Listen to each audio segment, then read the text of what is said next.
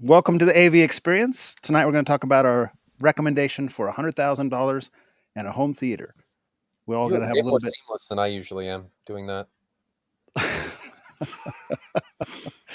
We had a little bit of a late start. I kind of enjoyed getting the comments in there and seeing everybody kind of banter in there. Who's late? Whose mic's messed up? You guys guessed it. We're not going to give you that information. You'll have to figure that out. But we all came up with our recommendation of what we thought. Hey, I have $100,000 and I only want to spend on a home theater. What would you recommend? It's not going to include any of the accessories like your DVD player, your furniture, your acoustic treatments. It's just going to be like hardware, speakers, receivers, subwoofers, that kind of stuff, projectors, displays, TVs if you prefer, all the above. Ooh, I didn't even think about that. What? TV? Could have got a big TV. Huge one. Yeah. Well, could you get it in the mini LED realm? Probably not. As Probably far not. as like the panels, probably have to 10 times your budget to get there. But you could have had a 100-inch LG OLED. Yeah, $25,000 ate up there, but that's what we're spending on the projectors at that ballpark. No, they're 20 now. Oh, Yeah. they dropped 5. They did. Nice. They did. All right. Well, do you guys want to get started on that, or do you want to talk about how your week went? I want Ryan, to know how you guys' week went. I hope it didn't suck as much as mine did. Bob, you want to start? How was your week?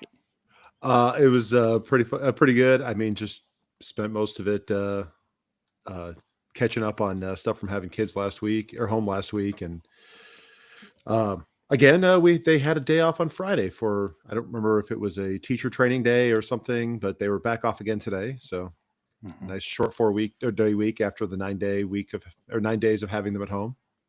Mm-hmm. But yeah, it's been good. I watched the first 3 episodes of Silo on Apple TV, and that was excellent. And I'm looking forward to the 4th episode, which came out today. So I'll watch that tonight after the podcast. I watched the first 2 of Skeleton Crew. Mm-hmm. I haven't heard of that one. What's it about? That's the kind of Star Wars Goonies thing that just came out this week. Nope, I haven't heard of it. I'll have to check it out. You think it's That worthwhile? sounds fun. It's been fun so far. It has kind of a nice vibe. I don't love all the characters in it, but it's I liked it better than some of the previous ones. It's not, I don't like it as well as Andor, obviously, but it's not bad so far. It's 2 episodes in. I think the 3rd one might be out already, or it comes out soon. I haven't seen that one yet, but I went through and listened to a bunch of Dolby Atmos music this week in the evenings and enjoyed myself there. There's a thread on AVS forum called Dolby Atmos Song of the Day. You can go in there and catch a lot of people's recommendations for different clips and songs. Did you find anything good? Yeah, actually, the Van Morrison CD. It's a 1970s re-released now. Yeah. It's got a lot of classic songs on it. It sounds excellent in Atmos. Really good channel separation. Instruments coming from very discrete speakers throughout the room. Pretty neat. Mm-hmm. Moondance is one everyone will know. But there's a couple others that I listed off in the thread that I thought were excellent as well that I wasn't even familiar with, but just listening to the album and enjoying it. And then today I was off work. I took a vacation day, not happenstance really, because I needed to burn some vacation or lose it by the end of the year. And Path of Exile 2, which is a game that I was a big fan of in the original version that came out in 2013. Its early access was today. And I tried to join in with some friends. We played for a little while. The servers were crashing and it wasn't smooth, but had a little bit of game time there today. That was fun. Probably pick up some more of that this evening too after the podcast. So, yeah. It looks like I'm somehow Ryan Moltar. How did that happen? I don't even know how that happened. Was it like that from the beginning? I don't know. You're new now. Huh. Maybe. I don't know how to even change it live because that's something you have to sign up when you get in here. Are you still signing in as me, even though I made you a guy? I am, so I could field questions. Oh, here it is. I see where you can do it. What up? So when you edit it, it must have changed it back since we're both signed into the same thing. That's probably what happened.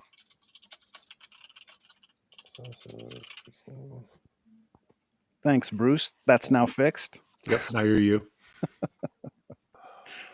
Ryan, you seem like you've had kind of a rough day. What happened? It's just a week of, putting out other people's fires, I guess. And this week, it just kind of, it ate up on me and it crept up on me.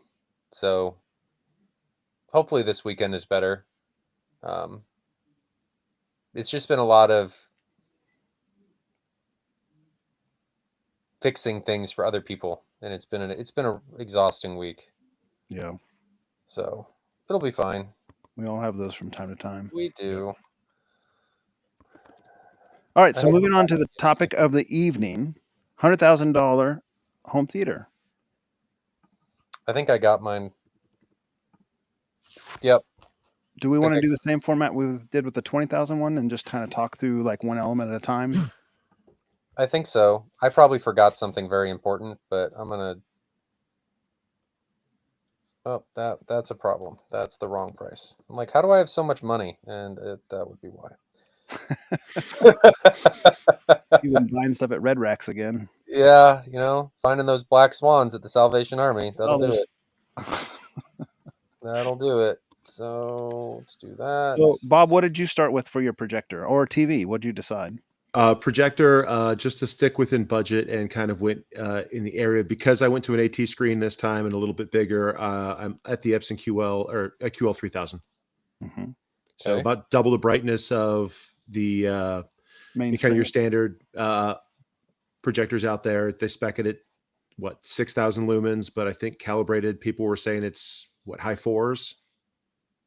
I haven't even read a single review on it calibrated yet. I didn't. Even in the thread I was looking just today, and they were saying they didn't see any calibration reports. There's one guy from Germany, I think, that posted some numbers. Because I don't think they've hit the U.S. market yet, or if they have, they're very rare. We're being hopeful. What did it have a contrast ratio measurement in that review? That you saw? Not that I saw. But I mean, if it's got what the commercial ones in that same line have had, you're going to be in that 2,500 to 3,000 to 1 native range. Mm-hmm. Would be my expectation on it. Which is traditional IMAX for what it's worth, just to put a parallel there to kind of know what that means. And if you switch to that commercial line of theirs, they've got projectors in that same series up through 20,000 lumens, 25,000 lumens. Mm-hmm. They've got a whole slew of them. What about you, Ryan? What'd you go with? QL 3000. You guys are cheating off each other's homework, I think. No, it's because we got spoiled by the brightness. Mm-hmm. Yes. Tough to go back from. The problem is that, because I wanted to go AT this time to add a center channel. I added a center channel this time. I'm losing all that positive gain. So I got to make up the brightness somewhere. And on a 150-inch screen, that Epson's going to hit, say, 135 to 150 nits, which is not bad, but. How big is the screen you're doing? Either 150 or 160. Okay. So I am doing that same theme, but I jumped up to the QL 7000, which is 10,000 lumens. And so we all did the QL series. Mm-hmm. Needed the brightness. Brightness. Is that, Jonathan, are you in agreement that it's... So I have my thoughts on this. In my mind, if you're going to $100,000 theater, you should have like a really big screen. Like if I was building it, it would be a huge room. It would be a huge screen. And I want that brightness on a huge screen. Mm-hmm. So I went with my screen. We'll talk about that next. For instance, I went with a 200-inch wide, 220-inch diagonal, 2.35 to 1 Seymour XD F200 screen. So it's got a 3.5-inch bezel. Costs $4,000, and it's Seymour XD screen, which is the same material I have. I like it. I thought that was a great big giant screen to enjoy in a big $100,000 theater. Man, at that size, what are you going to hit brightness wise on that size? I didn't even do the calculation, but the 10,000 lumens. I mean, you're not going to get brighter than that unless you pay more than what our budget is for the whole theater. So I'll just enjoy it for what it is. Yeah. I mean, I think that's fair. Hmm? I think to put a little point on it, over at Chirpy's, he's got a 200-inch 16:9-ish 2.0, I think, instead of 16:9 screen, 200-inch, and his is only run by a LS12000, and it still looks fun. So I mean, we're talking 5 times brighter than an LS12000, or a ballpark 4 to 5 times brighter. So there's enough brightness. There's 3.5. Yeah, I guess you go to your point, what, 0.87 gain, 0.85 gain instead of 0.7. 0.85, 0.9, something like that, they usually say. So in that realm. Right. So I did a 150 wide, That's what I have. 160, about a Yeah. 160 diagonal. So I'm a plebeian in comparison to Jonathan's room. Yeah.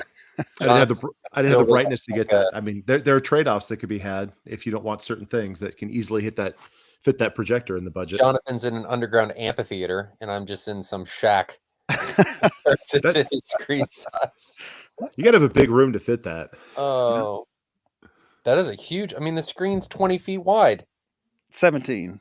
Oh, excuse me, 17. I did the math on that just to make sure I wasn't going crazy, but yeah, it's like 16.7 or something. Yeah, because mine's 12 in this Mhm. room.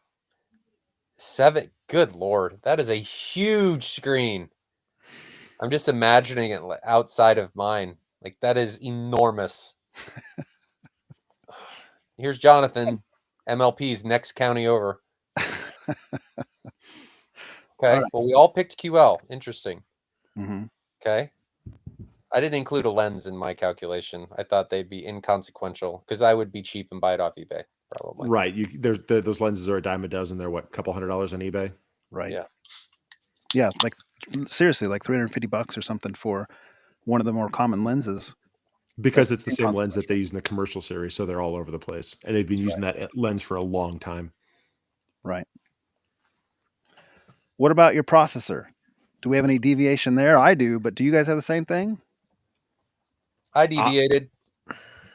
I went to mine was expensive. That was a big chunk of budget. Mine was expensive too. Jonathan, what'd you do? See, now I'm challenging you guys because this is real talk.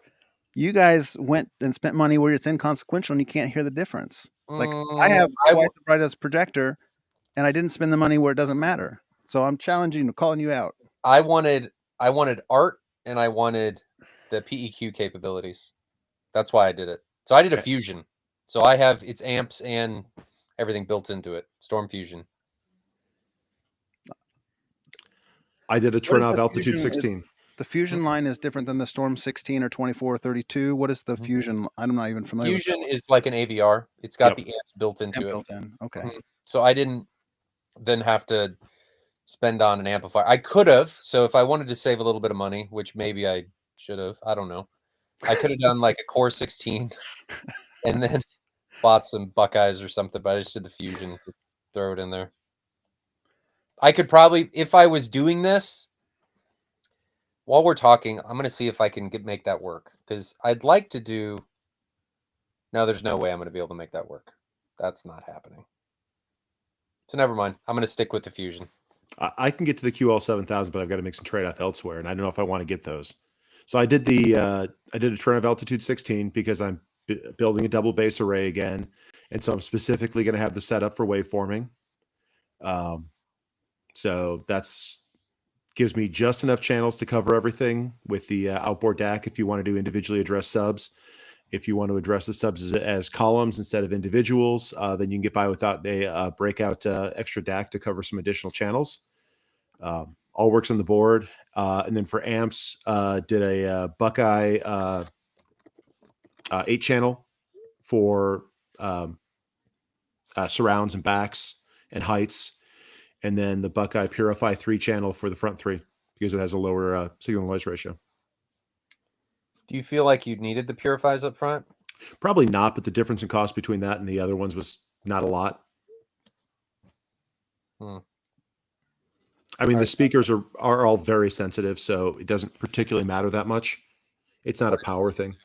So what's the Core 16 and the Buckeye amps? What's that total between those two things?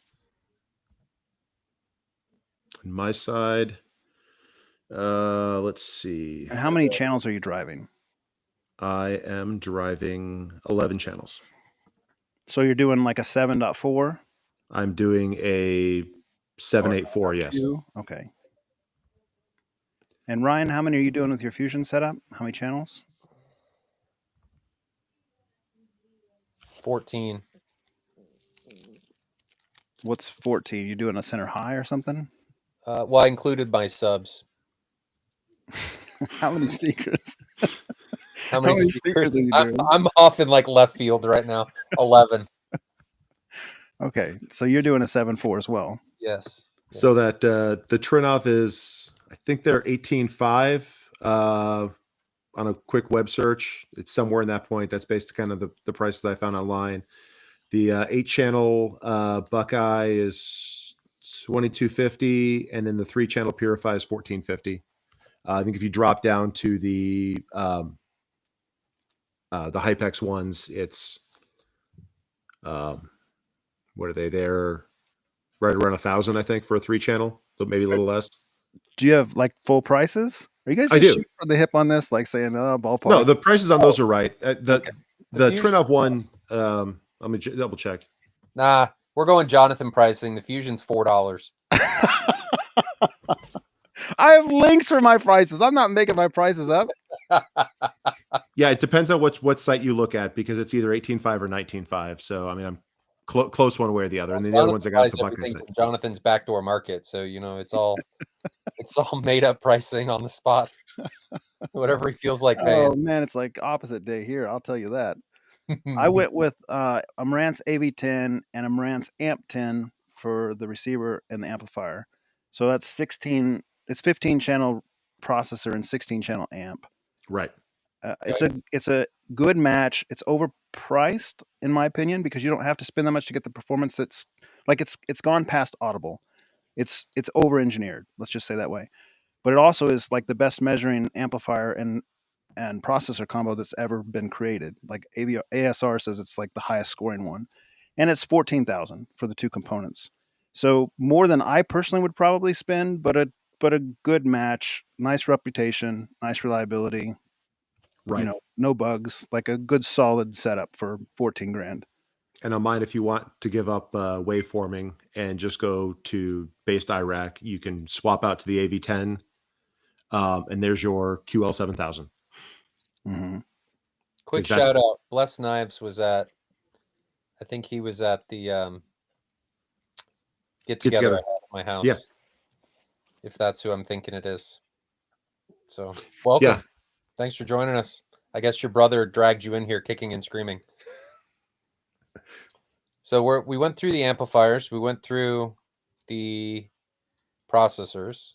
Where are we at now? Speakers. Okay. Who wants to go first? What are you guys both? We probably picked very similar. Things.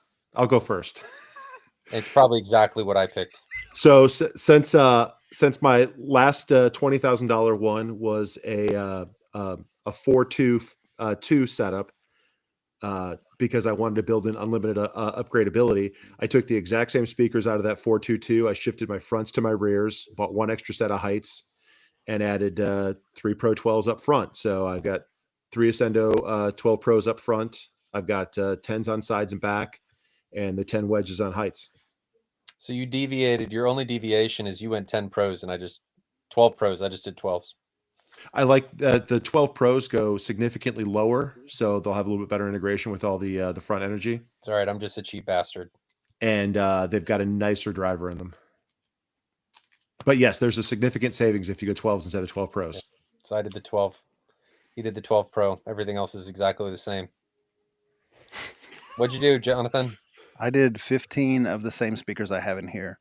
So they cost retail $1,300 a piece, which means 15 of them is $19,500.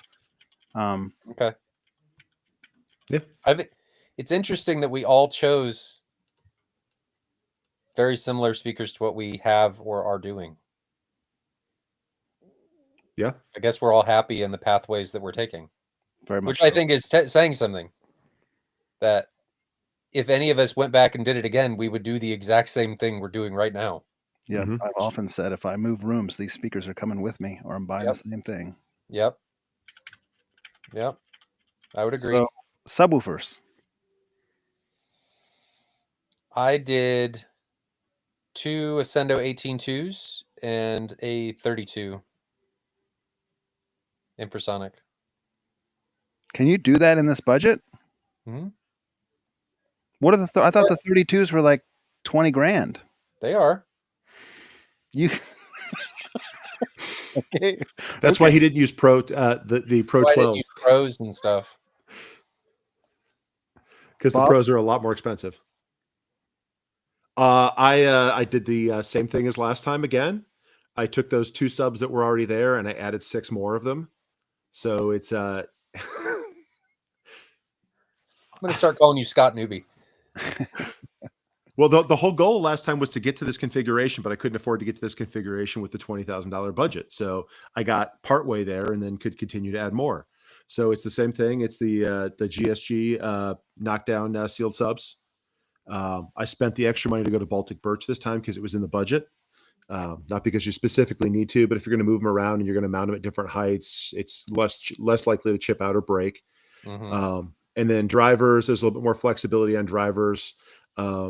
Again, that Eminence, what is it? NSW and TS, what the 21-inch tour grade, the 124, or the 18 sound NTLSW 5000.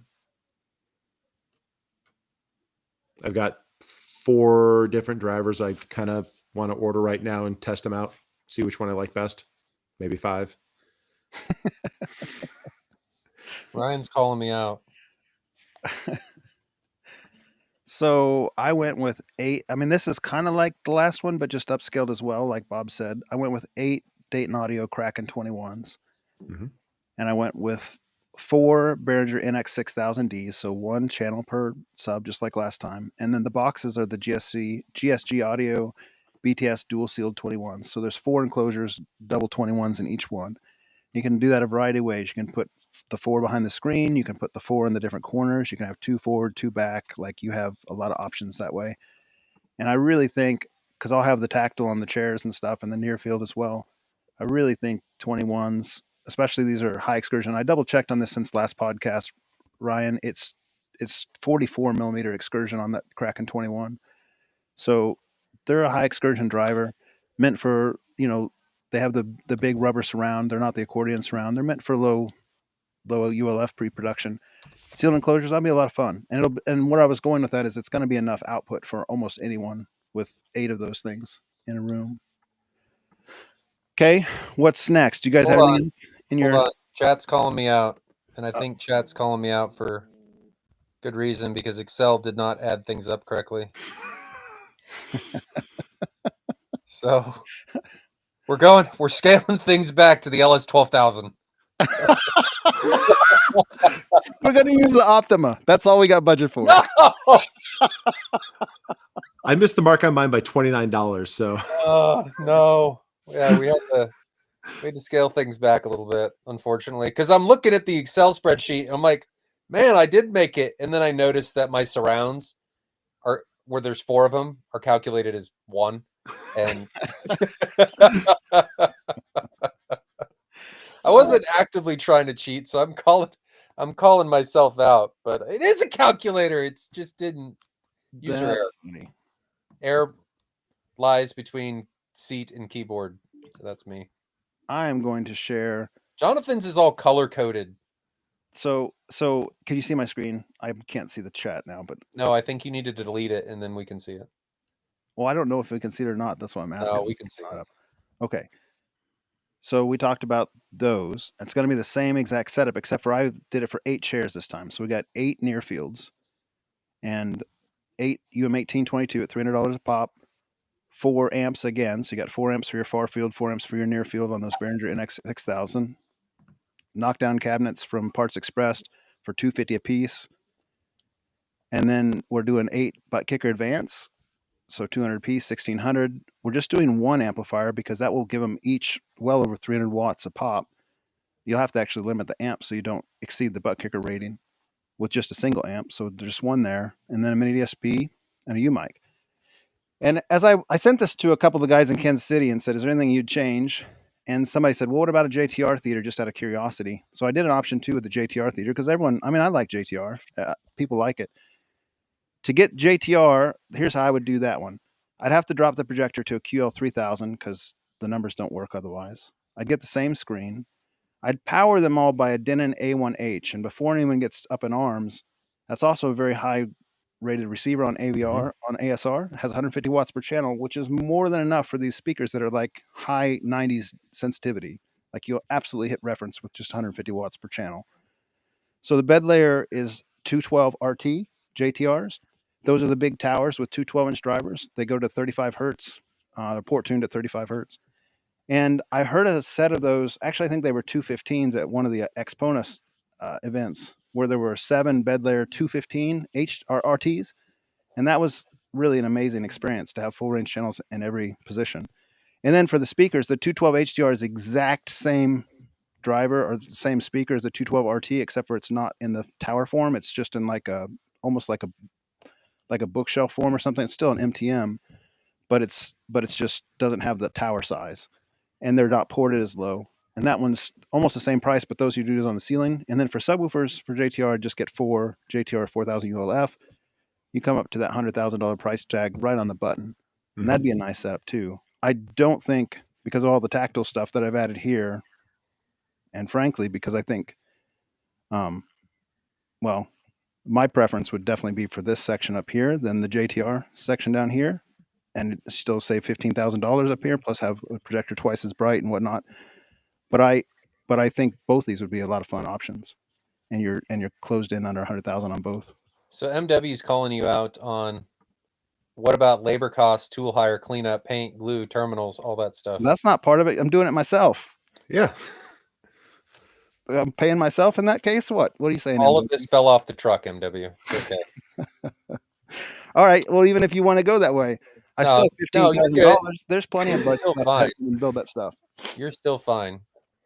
If there was one thing in your theater that you couldn't live without, right? That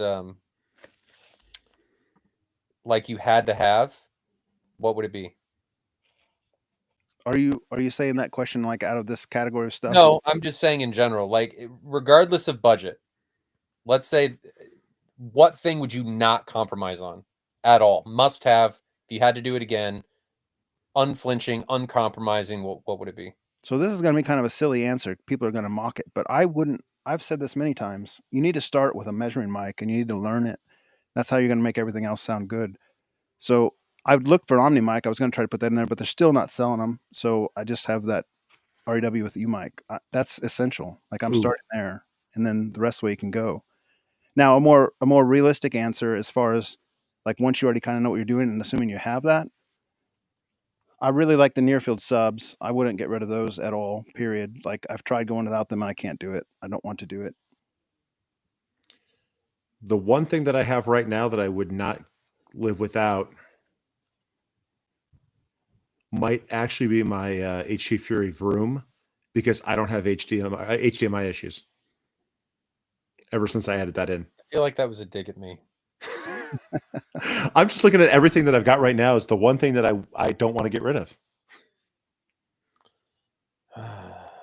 Your setup is very different. I don't know how much, if anything, that would help you there. My setup just feels like it constantly wants to see how fast it can aggravate me. That's what it seems like. Grave Danger, we did this a couple weeks ago. So it's not like we're just doing something for, shooting for the stars or something. We started at $5,000, didn't we? Yeah. And then we went to 20. We did the 21 2-3 weeks ago. Yeah. So I think the next one has to be $1 million. I don't know if I'd go too much beyond what's already there. I mean, that right there is, other than me building a lot of that myself. I think the next one, the culmination has to be, what would you do? No budget. And we'll include rooms and stuff in it. I'm kind of with Bob. I might already be there. Like, what would I personally do? Probably what I'm showing here. I mean, I would take what I just did there, which is what I want to do, build the speakers myself to save the budget and upgrade the projector. Mm-hmm. And other than that, that's what I want. Mm-hmm. That's fair. I don't mind doing a higher one. I mean, it's just going to end up being over the top, really, because like I was talking to my wife about this. I was like, I don't want to offend anyone who spent more. But to me, mine came out to 85,000, and I was thinking anything over that sort of just becomes like excess in my mind. That's the equivalent of over engineering something that's just beyond what you need. And so it's Now, almost money you'd rather put towards retirement or some other hobby or something like that. That's my personal and sole mindset on it. now, if you go to much bigger rooms and you have other setups in there that require different pieces of equipment, yeah, then that's very much a valid thing. But I can't physically change the size of my room. If I want to add the cost of building a new house and a purpose-built theater into my next budget, then yeah, but there's so much space. I just feel like, so this comment, Skylake says, just like investments, 100K is a level you can make a setup with no compromises as long as you don't follow AVS and other people's opinions. I still feel like you're making compromises, especially in the room. But that's a personal opinion. But we didn't include the room in this, so if we're just talking equipment, then there's a lot more you still have to add as far as room treatments, furniture, finishings to get there. A lot of black paint if you're going to enjoy your projector. I was at somebody's theater yesterday, and they said it was Mickey Mouse ear paint. Have you guys heard of that? Yeah. I'd It's one of never the black options at Home Depot. Oh, okay. I'd never heard that. And he said it was the flattest black paint you could get. I've heard that. True, I don't know. The other one that they like is triple corn or something like that. It's tricorn black. That's the Sherwin-Williams color. And then I had one that I think is called Black Magic. At the time, that was the best I could get, but I don't think they even make that one anymore. It was an Olympic paint. Yeah, Sherwin-Williams does tricorn black, and if you want to run the flattest blacks, you really can only use 2 interior bases. At least last time I looked, you can push it into super paint, and you can push it into emerald. Emerald is not quite as flat as super paint, but it is scrubbable. So if you get marks and things on your walls, your kids get handprints on it, you can slightly clean it. If you go like super paint or any of the other flats, you will not be able to clean it. So there's an advantage to giving up just a hair of sheen. Fair. Should we talk? So one thing that I saw in comments, I think we mentioned this a little bit, is, and this doesn't have anything to do with this, but movies. I think we should go back to doing the weekly movie thing. Mainly because I don't want to be by myself when I'm watching these terrible movies. I want to bring you along with my suffering. Did you watch Everywhere Everywhere at Once? No, I didn't watch that. So first off, I'll tell you what I watched. I watched Iron Claw, which was awful. It was very bad. It's about a wrestling family, and they go on it tells the tale of how their family wrestles. I don't really know how to explain it, but It just wasn't good. It was just bad. I had to make myself finish it, is how bad it was. And then Bob had been on me to watch Moon, and it was a movie I'd never heard about or really given any credence to. You bought it like a year and a half ago too. Shut up. And it was really good. I told you it was really good. Really good sci-fi movie. Not fast-paced, but just fully engaging the entire time. Yeah, it's one of those psychological sci-fi ones because it's a solo character. No, stop. You're going to ruin it. I just said solo character. That's the start of the movie. No. I'm not going to say anything more than that. Good. But if people want to watch it and have a hankering for sci-fi, it is not a shoot 'em up, blow 'em up kind of sci-fi movie. It's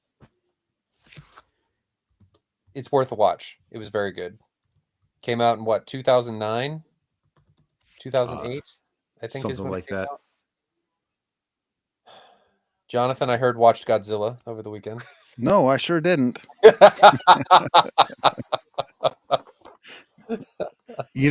of my character like that. I'll tell you what.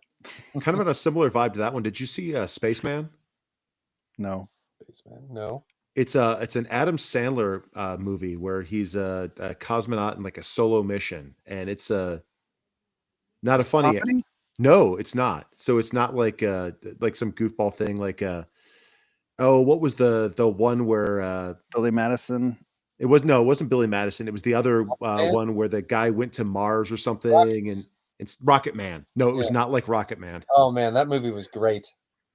It was one of my dad's favorite movies. That was a funny movie, but Oh that's man, not. I still remember. Oh, there's so many. Him doing like the lunar landing at his desk, Yes. and it flies around and hits a guy in the face. Yeah, it was just full of amazing scenes. It's so dumb though. Putting on the goggles to rewire the spaceship in the spinning chair. Great movie. Oh, and then the other thing is I finally finished Dune 2. Okay. Yeah. Finally. So got to watch some movies. Like to watch hopefully we'll watch Alien Romulus this weekend. Yep. My wife and I are rewatching all the Aliens movies. So we're slowly getting there. Everyone who tells me they've rewatched the movies tells me none of them are good except for the first two. Is that Well, your opinion? true. Well, I haven't even watched a lot of the new ones. I've watched the original ones, of course. Alien and Aliens are both very good. Yes. I like Prometheus. It was okay. I like the more I rewatch it, the more I like it. I like the aesthetics of Alien 3. It's not as good of a movie, but it's not a bad movie. I think my problem with some of those is the characters do like the dumbest things you could possibly imagine them doing in a lot of those sci-fi movies. And like Prometheus has some of that. Mm-hmm. There's just like, if you take these brilliant people that are supposed to be like our best, you know, our astronauts or whatever, and they're just doing like the opposite of what common sense would do, it just Alien and Aliens. I mean, one was a group of basically space truckers. Agreed. And the second one was a group of space grunts. Agreed. So I mean, these aren't the best and brightest. They were specifically there to do what their job was to do. Agreed. Now, Prometheus, on the other hand, was a research ship full of people who were supposed to be scientists. Yes. Alien 3 was a prison planet Life that came out a few years ago. That was about a exploration group that ran into another form of life, and they were just making dumb decisions left and right. Like that Life, kind of takes you out of the movie. Yeah. I think Alien 3 could have been a lot better had they included all of the stuff that was supposed to be included. Yes, that would have been very true. Yeah. As Ryan said, it suffered from studio interference. It could have been an amazing movie. And when you understand and go watch all of the extras, and it all starts to make more sense. And it is a much better movie once you understand what is going on. Correct. Yeah. So since I understand what's going on in Alien 3, I actually like that movie. Now, Alien, the fourth one is awful. I've been putting off watching that one because I don't really want to watch it perpetually because it is terrible. Terrible. See, when you said you wanted to start up the movie nights again, where we were watching the same movie once a week, and you said because you wanted everyone to suffer with you, that's assuming you're picking bad movies. Like I will pick bad movies. You have to pick bad movies. I will. We don't have to do it. Everything, everywhere, all at once. Let's go. No. Yeah, Romulus is. I don't want to spoil anything about it because you haven't seen it, but the one thing I really liked about it was that the level of tech was consistent with the first Alien movie, from computers to set designs and things like that. It was very cohesive. It wasn't like you watch a more modern Star Trek and the technology is all of a sudden significantly better than a Star Trek that is set in the past has better tech than a Star Trek that is set in the future because they had better set design.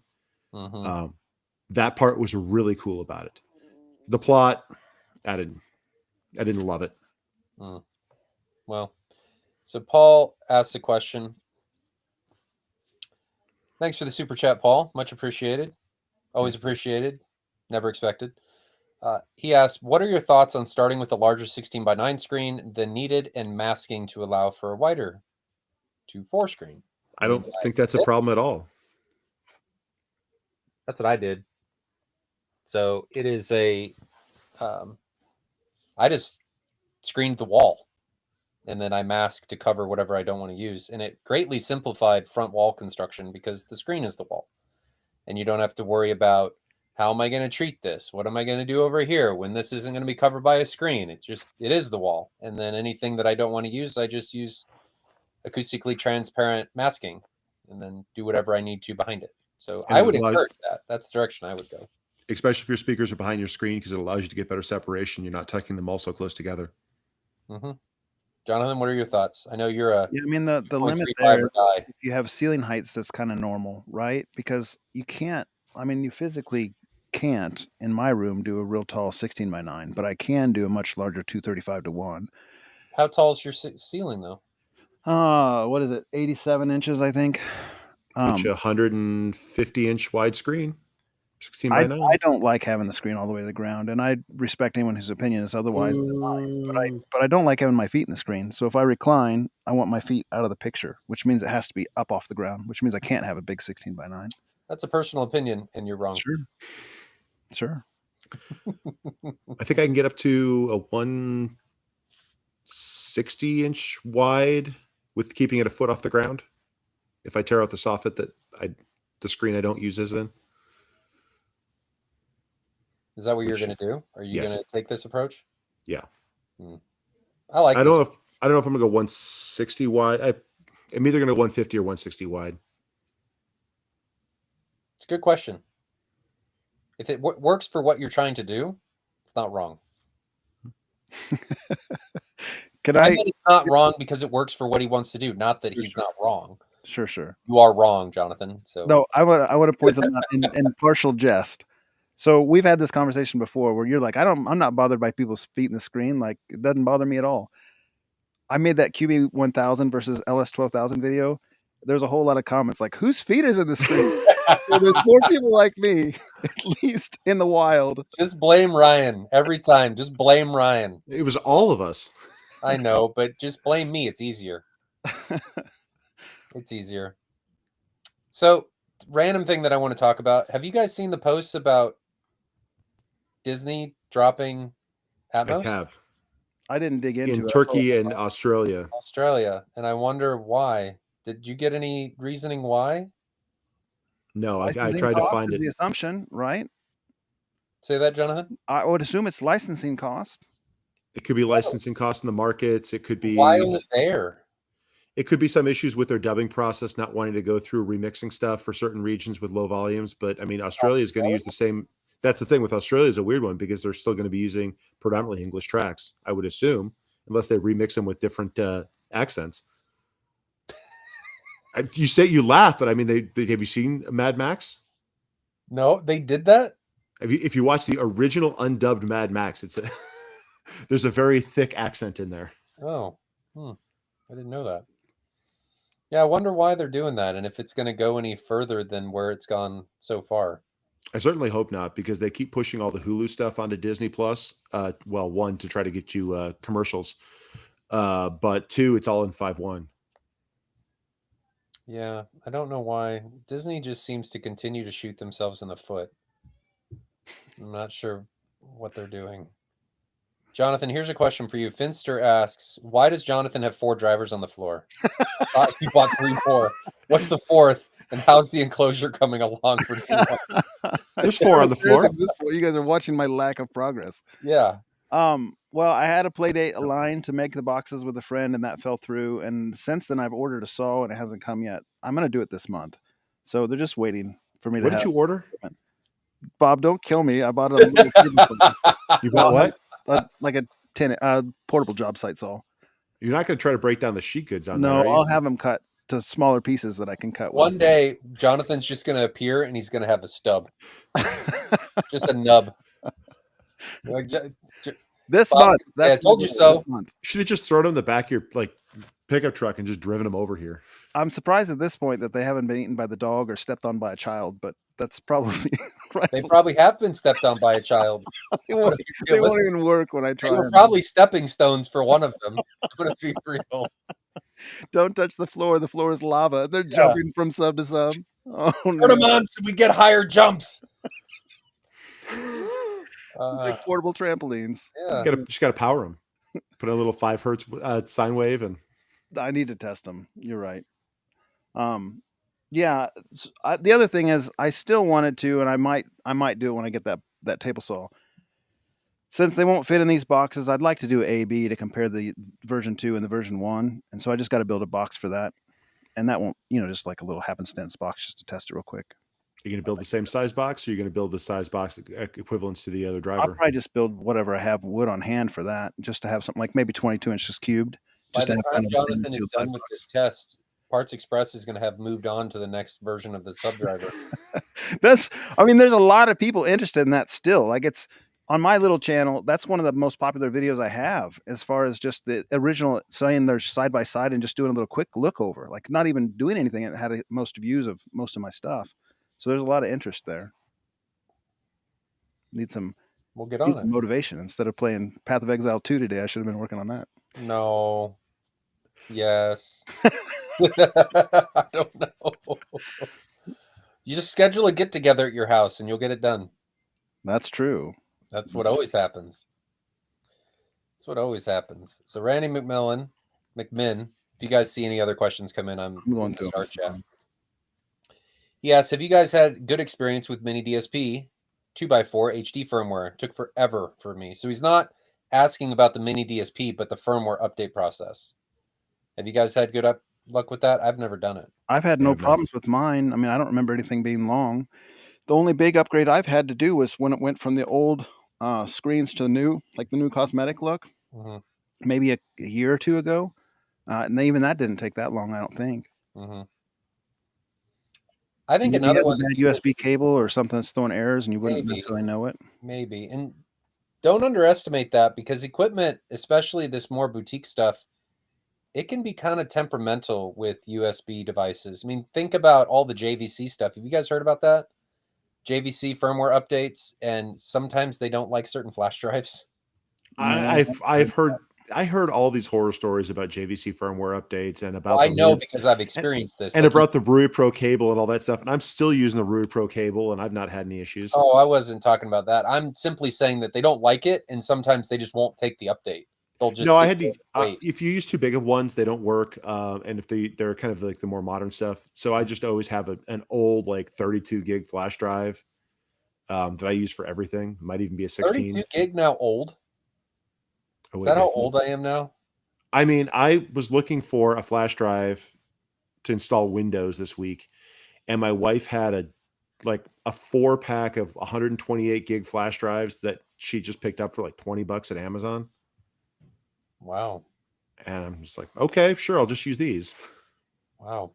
Because I don't have a drawer of flash drives like you do. I remember getting a 1 gigabyte, and this isn't that long ago, in high school, a 1 gigabyte flash card for my PSP, and it was several $100s. And now I have a BMW keychain, like key fob flash drive that my dad had. I don't even remember what it came with, an old like 5 series of his or something. And it's not a big flash drive, but it just looks cool, so I always keep it around. Yeah, it's amazing how, or the Velociraptor or Raptor drives that were from a long time ago that were 8 gigabytes. And then they went to 15 and then 30, and it was just, this is so fast, and it was infinitesimally small. But good question, Randy. Unfortunately, I think we either have no experience or no bad experience. Because it's worse. It's worse. Yeah, I unfortunately don't have one right now. Pikamu 2005 asks, Jonathan, is it true that servo-based ported subs like Rhythmic sound as good as a sealed sub? So why don't you go out to database.com and you can actually look at Rhythmic subs. They have them both sealed and ported there and kind of get some real objective measurements on that. Rhythmic has what's called servo technology included in their drivers, and it helps rein a driver in from over excursion, or when it starts getting enough distortion, it'll rein it in. It'll control the excursion so that it won't produce extra harmonics or extra distortion that you don't want. As good as sealed sub, that's kind of a gotcha question, right? Because of what frequency are we talking? If you're talking low frequencies, sealed subs usually have more distortion than ported subs, as long as you're above port tune. So let's say a sub is ported to 18 hertz. At 20 hertz, a ported sub is going to have less distortion than a sealed sub. At 10 hertz, the ported sub is going to be way below port tune. The driver's going to have unloaded. It will have a whole lot of distortion and harmonics and everything that will be bad. But the sealed sub will have a lot of distortion as well, because as the sealed sub goes down, the excursion has to go up, and that's when you get your distortion.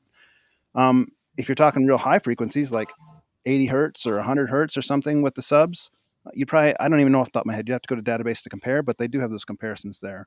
And the servo-based subs are generally considered and generally objectively a little cleaner. That's what the technology does. Who's blowing up? That's me. Mr. Popular over here. Would you say, Jonathan, or agree that sealed subs are usually easier to integrate? Oh yeah. Yep.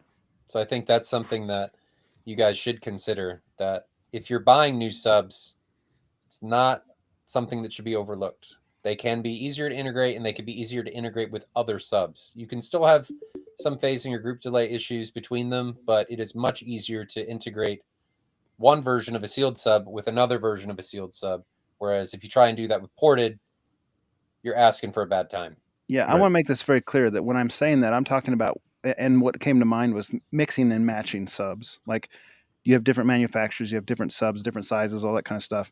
Sealed will be easier to integrate than ported because the ported has HPFs involved, which will have different orders, which will Right. have different, like they will have phase implications with each other. That's where it becomes difficult. Or mixing know- ported and sealed can Yes. become difficult. And we talk about this almost every podcast. But Right. sealed does not have those types of things. If you're mixing disparate, like, hey, I got a SVS sealed and I got a JTR sealed and I got a do-it-yourself sealed. They'll all play. Because you don't have all they don't have the phase shifts around the port tune. Yeah. But if they're all the same ported sub, then you're not going to have that issue. Right. So if you have 15, JTR, I wonder UL, who that could be. right. If you had a whole bunch of them, they're all going to do the same thing. And just ported by itself. And we're not talking about necessarily integrating with main speakers, unless you're talking about running the main speakers full range. Then you're using another concept. But if you're just talking about like a traditional crossover of 80 hertz with main speakers, I don't really care that much whether you do ported or sealed as far as like easier to implement or not. They're not going to be that different. We're talking about mixing multiple different subs. Correct. With each different with different port tunes. Yeah. Now, if you're trying to mix ported subs with a ported full range speaker, that can be just as problematic as what we're talking about. So, like, for instance, one of our guys here, his name is Carp on the forums, Sheldon in real life. He had two 15H HTs, which are JTR's big boys. They're tuned to like 15 or 10 hertz off the top of my head. I don't remember which one. And his subs, he had sealed subs, and he had trouble implementing those for the same reason people have trouble implementing ported and sealed subwoofers, because he didn't have the HPF right. And he was causing all kinds of phase issues. So if your main speakers are full range ported, you can run into the same sorts of things. Sorry, I'm silencing all my notifications. Good question. I think there's a reason it comes up so often is because people want to know. Terry Jones asked, for the 20K build, why did Jonathan pick the QSCs over the Mackeys? He was tired of the yellow triangle. No, that's Behringer that has yellow triangle. Mackeys have the silver running man. Oh. Well, frankly, those QSCs I recommend are a little better speaker, and Mackie C200s are not as cheap as they used to be. They're $300 speakers, and the ones I recommended from QSC were like $380 or something. Anyway, a little bit better, probably significantly better speaker for a little bit more money is the reason I recommended that. So they had those QSCs had a 1.7 inch compression driver in them, and they had an 8 inch. I don't remember which one we're talking about. Maybe it was 8 or 10 inch, depending on which model we're talking about. Driver. They're higher sensitivity than the Mackeys. They're more power handling. They're just a little bit upper tier speaker, a little bit higher tier speaker. You guys are missing comments, and I'm going back through and starring them. I don't think I can do that. It's because you're a loser. I don't want you doing it. Mainly calling out Jonathan. All right. Well, I'm starring. I'm going to pull this one up right here. Terry Jones says about my build, a Denon A1H is a beast, but I probably wouldn't use it to power all 15 speakers. I would throw in a basic 7-channel amp to help it out, something like the 1K Outlaw 7000X. I would counter that I don't think you're gaining anything by doing that. The reason I say that is because those JTR speakers are so incredibly sensitive. Like those 212 HTR are 101 dB sensitive. That means at 1 watt, they're throwing out 101 dB. So you just don't need that much power for those. So very specifically for those speakers is why I say that. I'm not saying go but get yourself an audiophile tower that's like 87 dB sensitive and expect to do that. But specifically with those JTR, I have a video on my channel. I can put it in the thread for you, Terry, where I ran JTRs to reference volume, the same speakers that we're talking about, to reference volumes on a 20-watt T-amp, and they sounded great. 20-watt T-amp. So that Denon's going to absolutely put out way more than 20 watts, and I proved objectively that a 20-watt amp will take those JTR speakers to true reference. So there's nothing to worry about in that case. The other thing to be careful on that, I don't particularly know on that Outlaw because I haven't looked at that particular spec, but some of the higher channel count multi-channel amps, watch out for signal noise ratio on those or any hiss, because Crosstalk, all kinds of things. Crosstalk, the more sensitive you get your speakers, the more you're going to have to worry about hiss coming out of them. Yeah, and truth to be said, like that Denon A1H is another one of those products that like ASR says like is best in breed. That's the best receiver they've ever measured at the time. Now, I don't know if something has supplanted it, but at the time it was reviewed, it's the best measured receiver they've ever measured. I don't think, and I shouldn't say this without looking it up, but I've never seen any of the Outlaw stuff on the top of the list just happenstance. And so I don't think the Outlaw is going to be in the same class as far as signal to noise ratio or clarity. And if you're not really needing the power, then why introduce that complexity and extra noise and all that stuff? It's just not, in that case, it's not worth it. In that specific use case, it's And not the A1H for an AVR has a lot of power on tap. That thing is a beast. It's not equivalent to having a dedicated amplifier in a lot of cases, but in comparison to other AVRs, 150 watts a channel and 7-channel minimum rating at full power is what Denon says. Yeah. And so, like, when your speaker only takes 20 or 30 watts to hit reference, like, you don't need it. You don't need it. yeah. No. The only advantage you're going to get out of that is dynamic range, but at the same thing, if you're using subs, they're not particularly power greedy at those higher frequencies anyway. You do want to have some headroom in there for EQ. So here's another question. I'm going to bring this one up. It just came in, but it's in reference to what we're talking about. Oops, sorry, says, why is their max RMS so high, I think is what he's meaning, on JTR speakers if you only need 20 watts? The reason for this is it's not just about output. It's about dynamic range. Remember, as you increase distance, you need more output at the speaker. So if the speaker is a great distance away from you, it is going to require a heck of a lot more than what we're saying you are potentially going to need and what an A1H may be able to do. So things get out of control rather rapidly. So if the speaker is 4 meters away, it is going to use tremendously more power than if it is 2 meters away. But if you go even further than that, then it's going to get even more out of control. And if you're trying to hit well above reference, which may be needed depending on the room for EQ or dynamics or whatever you're trying to do, you can use that stuff. It just depends on the situation. So I can't say that you will. It's just you can. So I'd rather have a speaker that has the ability to be able to take that kind of power without compressing than one that doesn't. Right, because if you want to have room in there for EQ, headroom in there for dynamic range and headroom in there for EQ, I mean, you could be needing 10, 15 dB of headroom over beyond what you think you're going to need. Let me show this to these guys. So those JTR are 101 dB sensitive at 1 watt. At 2 watts, they're 104 dB. At 4 watts, they're 107 dB. Can you guys see my screen okay? Do I need to make it bigger? You need to make it bigger, yeah. There you go. At 8 watts, they're 110 dB. At 16 watts, they're 113 dB. And this is at 1 meter, fellas. So right now, make it 4 meters. Yeah. So I'm just going to drag this down, and we're going to talk. They go all the way to 2,000 watts. That didn't work. Let's just do it manually. 64, 128, 256, 512, 1024, 2048. So this is where JTR speakers live. So this is what we're talking about.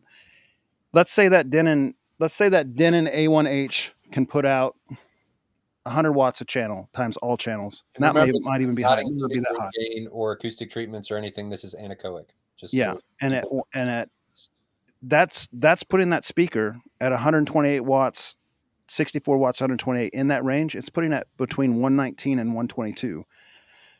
We're talking reference needs at your main listening position are 105 and no more for THX reference. You can go higher, but you don't need to go higher for THX reference. That's commercial movie theater volumes. So we have plenty of headroom. You lose in most theaters at 12-foot distance, you lose about 10 dB due to distance. So that's 12 foot, more or less 10 dB is what you'll knock off. So let's say we knock off 10 dB from here. So at 64 watts, 119 dB, we're going to knock off 10 dB. That's going to drop that down to 109 dB, which means you have 4 dB of headroom with just 64 watts to reference in a typical room. You add EQ, the numbers change a little bit. You have acoustic treatments or not, or your on axis, on off axis, more sound reinforcement, bigger room, smaller room. The numbers are going to change a little bit. How close you're getting to the wall as far as like border reinforcement or gain. Those numbers will all play a little bit, but you have at least 4 dB of headroom, with 64 watts, and that receiver will do 64 watts. Now, why does it handle 2000 watts? Because JTR speakers are pro audio heritage, and they are meant to go out in a field and play for 500 people. And in a field for 500 people, you want to cover the field, and you drop SPL by 6 dB every doubling of distance, and so you need that extra power. 134 dB. You would not want to be anywhere near that with like main speaker sound. It would be so uncomfortable. It would make your eardrums feel like they're distorting, and that's 2000 watts. Nobody that runs JTR does this in your theater. I promise you. Let's not say nobody. They can do bass that high, but no, I've never met anyone that can stand 134 dB at 1000 hertz and not like run away, unless you're just legally deaf. Like that just can't happen. It's horrible. Right. So like this is meant to be outside in a field far away. And I got another video I'll put up there of like something that showcases this. A JTR 888 that's out in a field, and they've zoomed in the camera. Zoom, like a spaceship zoom, just really far in. And they're playing this 1970s rock song, and you think, oh, that sounds good. It's kind of a fuzzy camera picture because it's so far away. And he zooms out, get the idea? Keeps zooming out, and you're like, so far away you can barely see the speaker, and you can still hear it very cleanly. Like that's why you have those high dB ratios, and you don't use it home theater, but it's that pro audio heritage that's there for that kind of setup. So I'll find that video. I'll put it in chat. Hopefully that explains it a little bit better. So Ryan, we're staying on the power train here. Says, I often wonder if an AVR would be better for me just to cut down on system complexity and less chances of gremlins like ground loop hum, let alone better signal to noise ratio. I agree. I typically try not to recommend amplifiers unless there's a very clear reason that somebody needs one. Like if you don't need it and an AVR is going to be able to deliver everything that you need, there's no reason to use one in most situations. Yep. All right. Where? Here I found this. I'm just going to, and you guys watching on the side, and you'll get a chuckle out of this. This is exactly the video playing. The field video. So chat. And then me, here you go. So that video, I'll put it on the screen so people can see it too from home if they're not watching the chat live. Go to that URL and watch that video. That's the JTR 888, way far away in the field, cranked up with a full like couple thousand watts, and you can just watch how loud that is and how ridiculous it is from one speaker out in the middle of a field far, far, far away. Okay, where are we going now? More comments? Yes. Sorry, I'm trying to multitask here. Terry Jones asks, when you go with a high output projector like the Epson QLs, is there any way to restore some contrast with screen choice? I think they're talking about like dark screens, gray screens, black screens. They are, and I don't like them. You can. You can. And I considered doing one for a while. But the problem is and we talk about this on this stream a lot, is anything you do comes with a price. There's always a compromise. What that compromise is depends. But in this case, if you're putting a gray screen up or a black screen or an off-white screen, yes, it is helping your perceived black level, but you are impacting your whites. Mm-hmm. So it's always a give and take. And what I challenge people, and Jonathan's done this for a long time, and I've joined the train since I've gone high brightness, is I think we watch a lot more bright content than we do dark content, personally. At least that's my viewing habit. And even when it's dark, if the screen, it takes the screen being virtually all dark for me to even notice that there's a problem. So like the 1917 scene, waking up in Eucharist or whatever that scene is. There's very few scenes that will do this. Mhm. And I'm not going to build. It's like people asking me about my electric car. Like, why are you get an electric car? Don't you travel? Like, I'm not going to base my car buying decision on one I might travel once a year or want to take a road trip. It doesn't make sense to me. So the same thing applies when I'm buying a projector. I don't want to buy a projector based on the 1% use case in this situation. I want to buy based on the primary use case. And the Bright projector, in this case, has much better quantitative points than something else might. Mhm. So you can't fix it by putting a screen in. You can kind of enhance it in a way, but you're not technically fixing it. You're just compromising something else at the same time. The only thing you could do on that aspect is try to add like an ND filter or something like that, but then you're sacrificing brightness for it as well. Yep. That guy did the filter. He said he liked it. Yeah, I mean it's a valid option. You just lose brightness. Yeah. I don't like since I've got a 110-inch ALR screen and a 120-inch white screen. They're roughly the same gain because the ALR screens are really just dark gray screens, so with a high gain material on them. And whites on a gray screen lack the kind of just like brilliant purity that you get out of a white based screen. They never look quite the same. Even after you color balance them, it just doesn't look. You always see. You can't change the color of the screen that it's going to be, no matter how much light you throw at it. I'm catching up on comments here. They're coming in so fast tonight. I'm way behind, and I've been reading them like nonstop here. So MW, what do you mean by this? When you say perceived is the most important, where the experience that matters the most? I'm not sure what you mean by that. Can you clarify? Is he talking about perceived contrast? Perceived contrast, maybe. Well, he's talking about perceived contrast, but I don't understand the rest of the comment, like what he's speaking of. Maybe it wasn't directed at us. I don't know. So, continuing on. Great question. MW, if you clarify that, I would greatly appreciate it. Arid says, don't blacks look like milk on Epson projectors? I think he's specifically talking about the QLs. Are there going to be half the native contrast of the QBs? I mean, here's what he needs to know. An IMAX theater with a bulb, the traditional IMAX that everyone loved to go see movies at, was 2,500 to 1 contrast. So it's in that realm. It's not. It didn't have laser black. dimming. It's not JVC black, that's for sure. And if you're attuned to OLED or JVC black, you might feel like you're missing something. But if you go to the IMAX and you have a great experience, then that's what you're getting with those QLs. Well, and we think they have laser dimming. I don't know for sure. I would surmise they do, but I don't know that I've read it. I think we haven't had hands-on one yet. If I'm it calling has hard to find reviews on them yet so far. Exactly. I'm going to call Epson next week and see if we can get one, because I think that would be beneficial for the industry to see. Because they list the same processor as the QBs, and so if the only difference is that, and they're on a larger panel too, so they might even have higher native or higher ANSI contrast. So I'm going to try and quantitate this, because I think don't take this the wrong way. When we had the get together a couple weeks ago, right? I thought the star of the show was going to be the audio, but in a lot of ways, the star of the show was the video.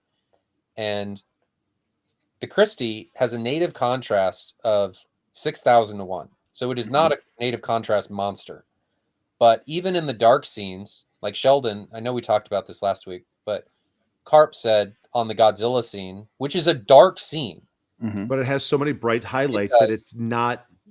That it was the best video demo he'd ever seen. Mm-hmm. And it is a dark demo. But the important part there is that if you don't have the brightness, you don't have the lumen capability, you miss out on everything that HDR can offer. Right. So if all you focus on is the native, you're losing out on everything else, which I think the industry they've got to a love relationship with this native contrast, which is really important. But it is also very important to consider every spec that a display offers. And it is, I think, equal, if not more important, to have a projector with exceptionally good ANSI contrast. Because in my opinion, you're going to use that more than you are the native. I agree. And if you have the ANSI in that content that you really are watching, it kind of, the native stops mattering.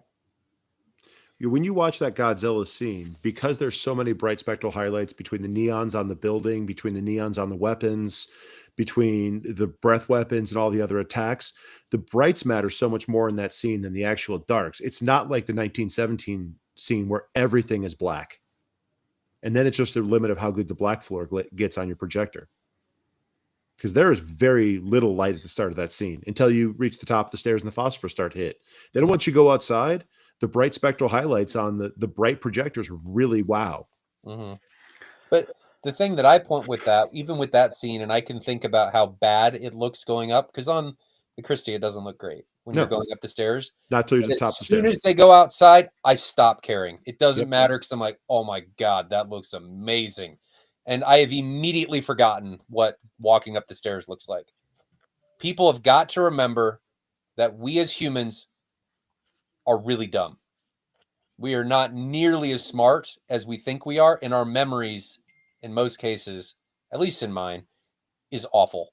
So I can be like, man, this doesn't look great. This doesn't look great as he's going up the stairs. And as soon as I go out the window, I have immediately forgotten about it. Doesn't matter. But if all I watch is that stairs scene on repeat, I might care. I still have the best of both worlds right now on 120 inch screen, on my 120 inch screen. And as long as I don't go bigger than this with a positive gain 120 inch screen, this is beautiful. And I think that's an important point too, that if you are okay with a smaller screen, that is your compromise. Right. That you can get the best of both native and ANSI. Yes. Right? Because you're compromising on brightness. On brightness. And that's what we mean, that there's a compromise with everything. So if you're able to get by with a smaller screen, you could do something like what Bob is talking about with the NZ8, and you're getting 250 nits. 180 probably. Okay. I think I my screen gate, but so it's right around 200.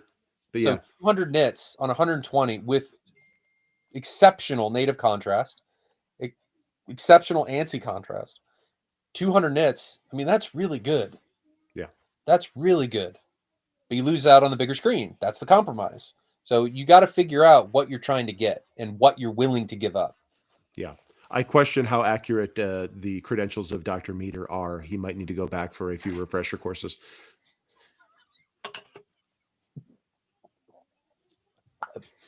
I can't spit stuff all over my screen. Anyway, sorry. I don't want to break your second computer. That was a disaster. That was a disaster. Anyway, Jonathan, you got anything to add? You've been quiet through that discussion. No, I'm just reading comments. I don't know how you've caught up. I mean, it looks like you're ahead of me because I see some started before I even get to them. I can't read and talk. I have to when I look over here and you guys don't see me engaging, it's because I'm reading comments. Okay. Well, you're more engaged. So we did that. Pardon me. Jeffrey Fry asks, I have an SVS 7.2.4 theater right now in my 14.5 by 14 by 6.5 to 7.5 tall basement. 2 PB 2000 Pros, but curious how much bass I'm missing out on. We have to be careful here. That's a small room. Yeah.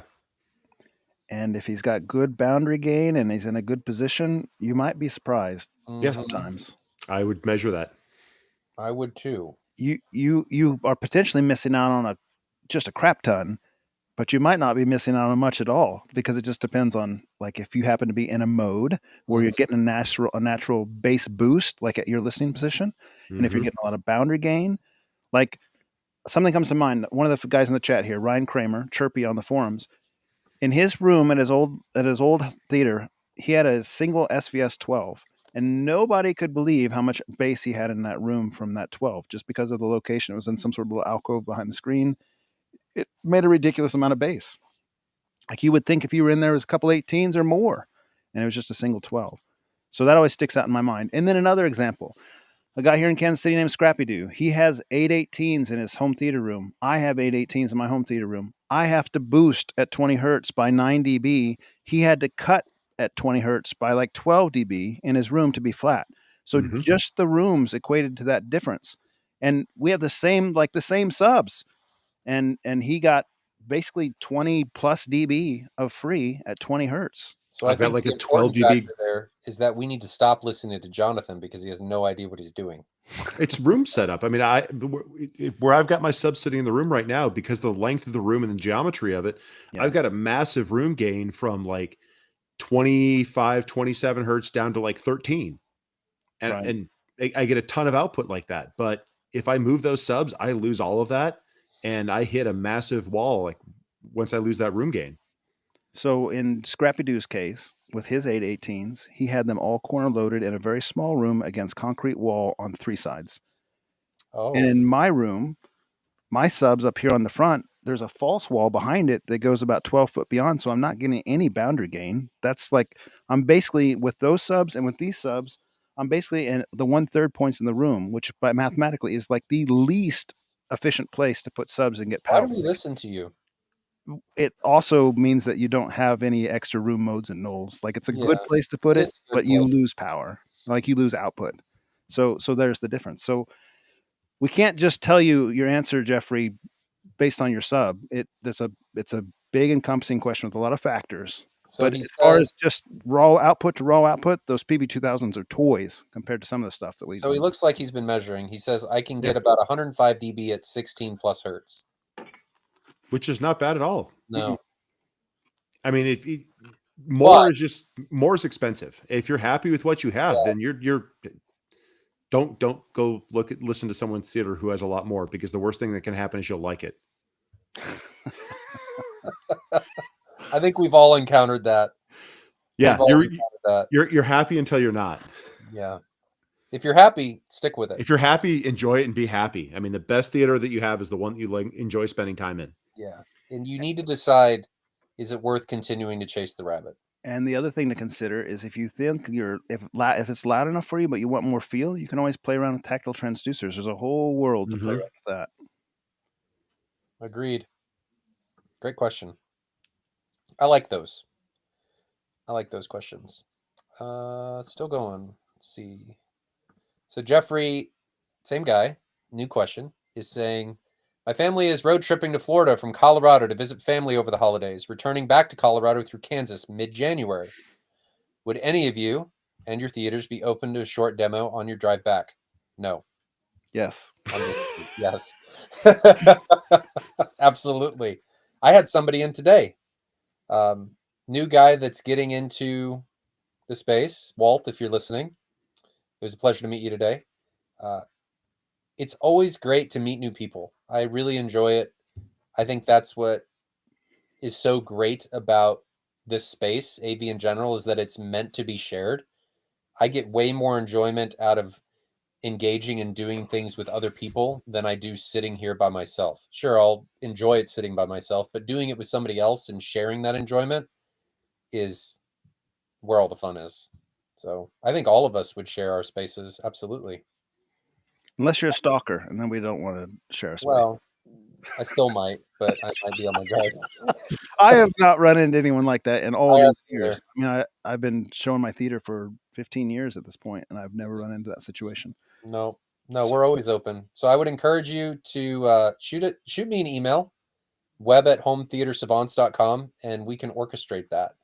So happy to do that. I think it's fun to meet new people and kind of enjoy our hobby with everybody. Yeah, Jeff, from my part, you can look me up on AVS Forum. I'm Archaea there, ARC. Well, I was gonna share it. I was just trying to engage it, but yeah, sure. You can go through Jonathan too. Whatever's easiest. I don't know what state my room will be in at the time, so I'm not gonna. You're always playing. For a little bit, yeah.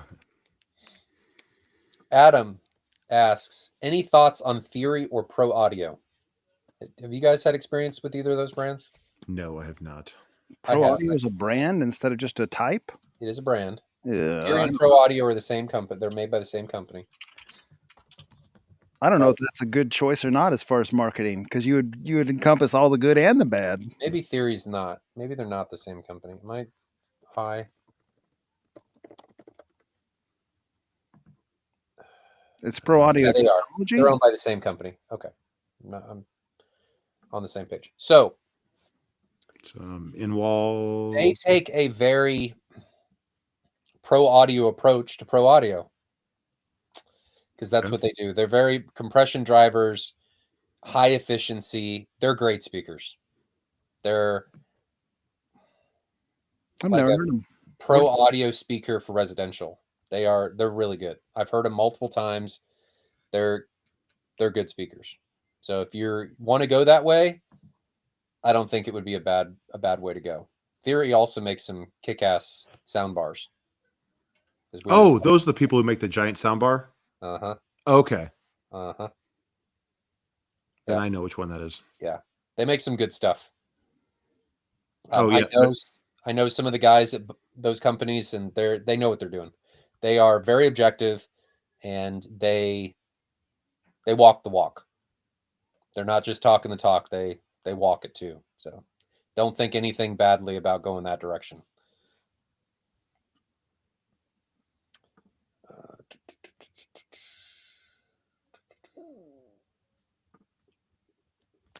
Oops, sorry. No, we did that one already. Terry Jones. This is an interesting one that I don't think we've talked about. Do you guys have any thoughts on the Massimo Consumer Sound United potential shutdown? The speakers haven't been what they used to be. No, I mean Sound United makes Denon and Marantz. What I read on this was that it's not a shutdown; it's a division. So they're wanting to keep it. The articles that I've read in the past said the owner of Massimo actually is a big fan of audio and Denon Marantz and so forth, and so he wanted to buy it kind of as like a pet project. It is not as profitable as the hospital and audiology, like hearing aid type stuff that they're in. And so the shareholders got mad at them for adopting this because the profits margin's not there. But the owner doesn't want to, an article I was reading, the owner doesn't want to get rid of it. He still likes it and he's not wanting to drop it. So in order to appease the shareholders of their public stock, he's splitting it off. And he's still going to run as head of that division. So they're not getting rid of it. They're not shutting it down. Does it spell bad things? Maybe, but not yet. Like we'll have to see how it plays out over the next year or two. It'd be nice, actually, in that standpoint, if it's more of a passionate project than a shareholder profit mandated one. But money's still got to come from somewhere. Yeah, I mean, what I had read is they were wanting that this company is well known for doing hearing aids and audio stuff and that kind of thing, and they'd wanted the Denon wireless and HEOS technology to kind of implement into their hearing aid technology, so that they could have like HEOS work with your hearing aids or your receivers work with your hearing aids, and thought that would be a market or kind of a crossover. I don't know. They haven't even introduced anything in that concept. I assume it would take some time to spin it up. If they get divided out and then they get shut down, that'd be a real loss for the consumer. Because I mean, we've said it a million times on the podcast. Denon Marantz products are kind of top tier for the consumer side. That'd be sad to see. What else is in there? It's Denon Marantz, and then it's Bowers and Polk and. Well, Yamaha would be another receiver company that's well regarded. No, but as far as actually in that group, something missing. Class A. Oh, you're talking about the company product lines they own. Yeah, Wilkins. There's Def Tech. It's a big line. Yeah, it's a big line card. Def Tech though is not what it used to be. No. Denon Marantz, Bowers Wilkins, Definitive Technology, Class A, Polk, HEOS, and Boston Acoustics is what comes up on a web search. Okay. Yeah, Class A. I mean, I owned Class A stuff way back in the late 90s. I still have a Class A SSP25 surround processor that switches S-Video. Wow. Mm-hmm. Why do you still have that? It'll be a shame. Honestly, because I was using it as a 2-channel preamp for the longest time, and then it just became not worth enough to sell. Oh, well, that's fair. I mean, I could maybe get what $100 for it, or a couple $100 gaining for it. Value now. Some of that old stuff's going back up now. No, I don't think so. I mean, it's mostly just I've gotten a box and I get it out and play with it every once in a while. Is it better than what you can get currently? No, but it has some older DACs in it that Fun. sound a little different. It's fun to Yeah. play with. Its a remote is amazing because it was just this like solid aluminum brick. I'm just imagining a home intruder coming into Bob's house and him assaulting him with a Class A remote. They were really nice. I liked it a Whatever lot. works. Good question, Terry. We haven't talked about that before. So this is a statement. MW says, I went back and forth between a Christie, an NZ900, and an LED wall this week. And I think I've decided LED wall. You went all over the price spectrum there. I was going to say, those aren't even in the same field. Yeah. So Christie can be anywhere from 15,000 to 15 to 400. multiple hundred. NZ9's 26, and an LED wall can go all the way up into millions, depending on the size that you go and what pixel pitch and what brand and all kinds of other stuff. Well, but on Christie, would you really go in anywhere in Christie before below an M4K? It would depend on the situation. For a theater, it would depend on the situation. I can see some situations where you may want that brightness. You're not going to get it out of anything else. So it just You depends. get close to it out of the Epson. Well, the Epson's more expensive. Yeah. Yeah. So it's what you need and what you're willing to give up. Yeah. So that's interesting. I wonder what LED wall he chose or decided on. Be interesting as those become more mainstream. I don't think I've ever seen one in person. I want to know so I can judge you. Grant Barnett asks, are all dB measurements C-weighted, including bass frequencies? They usually will include a little asterisk saying if they're C-weighted or not. Yeah. The assumption is typically, but at least in home theater. And there's other reasons to use the other weightings. But C weighting is, as I understand it, the flattest, and it's going to give you the best representation of what is actually going on in your room, especially if you're trying to include the lower frequencies, which in home theater we are. Do you guys have any reason that you would use another weighting in home theater? Most of your cheap meters only have A and C. I think he's probably specifically looking at Z because it's unweighted completely. Z is the other one that they use in home theater stuff sometimes, but your meters won't have Z, not your cheap meters. But I think you can get Z out of if you're running meter mode in REW. I don't even think Smart has Z weighting. I think C is definitely the most common. I'd open REW, but I think it'll take over everything and crash everything. So I'm looking at Smart. So I don't think it does. I think it's just C. Yes, you can do AC and Z in REW with the SPL meter mode. SPL.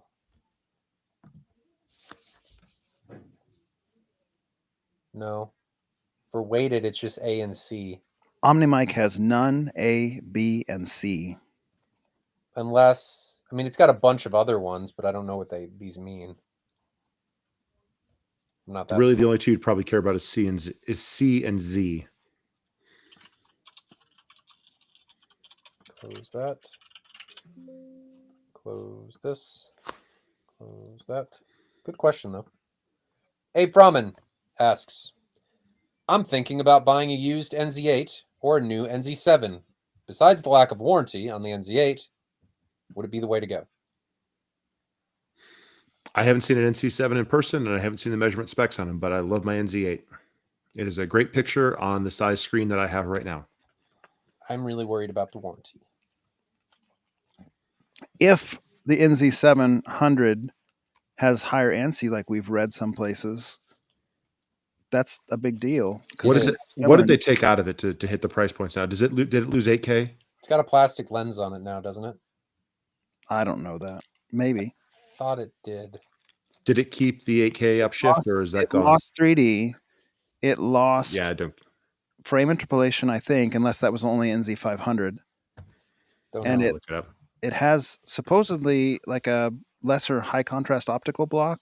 Yes, that's correct. Yes. But some of the numbers that you're seeing on AVS form, they're saying like 500 to 1 intra-scene type contrast, which is way higher than most JVCs of the past, like double. So they're doing something in there if those are to be believed. Let's see. You do not have 8K E-Shift now on the 700. That is gone. Which really was kind of inconsequential for the most part, right? Yeah. It's cool if you use it, but you've got to have a source that provides it. So you can get you've got to have it hooked up to a computer. You've got to have the right cable. And so you can stream 8K off YouTube for some demo clips just I did it one time. It was kind of cool. I want 8K E-Shift for my YouTube demos. It looks better than the 4K ones, but that probably just because it helps to defeat some of YouTube's compression. Yeah. But it does look noticeably better. When we had was it the 9000 this year at M-Wave? 900? Or 900? Weren't they playing 8K demo clips on that? Yeah, they always do that. I heard those look spectacular. Sports direct demo content they got from that YouTube crew that makes really good stuff with red cameras and everything. Yeah. Do you need it? No. I really love the NZ900 picture at M-Wave. That's for sure. What else do you lose? You drop to a lower speed HDMI port, but you don't need 8K, so you're down to 32 gigabits. It should be fine. Wait, did it lose 120 hertz? That's what I'm looking at right now. I don't know if it might have lost 120 also. That'd be weird. That can't cost them very much to do that. Why would But they need to differentiate the line. That's lame. That'd be rough. I don't. If it's 32, it did. It lost 120. Lame. Ooh, that's lame.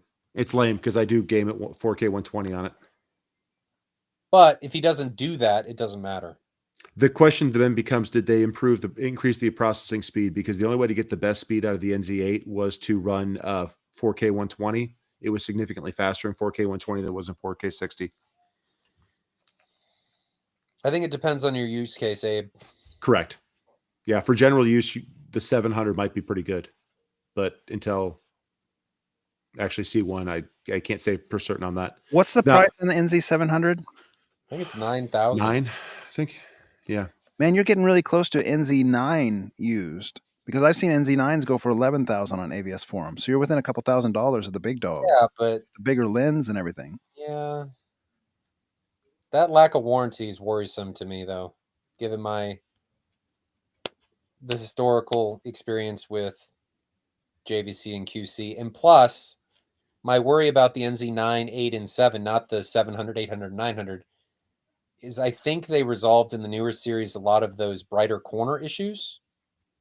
I hope so. I haven't read one way or the other. I'd be worried about bright the new ones on the C series. I will say with big thing. I will say with bright corners, if you are on max power in a dark scene that hasn't laser dimmed, you will see them. Yes. But if you are not in basically a blank screen or credits, you never notice them the entire time you're watching a movie. No, lots of movies have full cut to black. I saw them all the time on. Like I said, in a cut screen with it's all black. That's the only time you'll ever see it. Or like when you switch to credits. Yes, or game loading screens. I mean, loading between ads on YouTube. I mean, they were in my face. I didn't like them. They're there, and it's something you can. I think my sample was like worse than some. Like some people say they have 1 or 2 bright corners. I had all 4 bright corners. I have all 4. But again, you only see it on high power, or if you close the iris down, or if you don't close the iris down. If you're trying to get maximum light output, you run on medium, you don't even notice that they're there. No, that's not true for mine. I mean, I think the samples are different. Yours could be different than mine. On mine with medium and low laser, I still saw those dang bright corners. On an ALR screen, they were actually non-visible because the way the screen gain worked. Good question. Anthony asks, what's your opinion on the A10H in comparison to the A1H if you don't need the extra 2 channels? Have you seen if it holds up the same on power? Save like $1,300 over the refurbished A1H online. Yeah, if you didn't need the extra channels, you did good. I'd agree.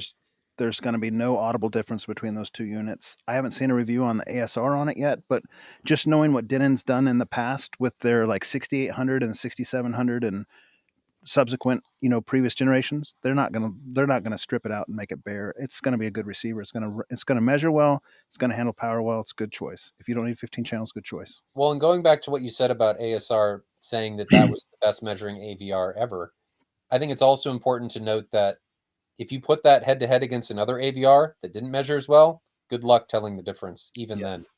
So the Within numbers, limit, but yes, yeah. while it measures better, our ears are not machines, and your ability to perceive that difference is going to be not.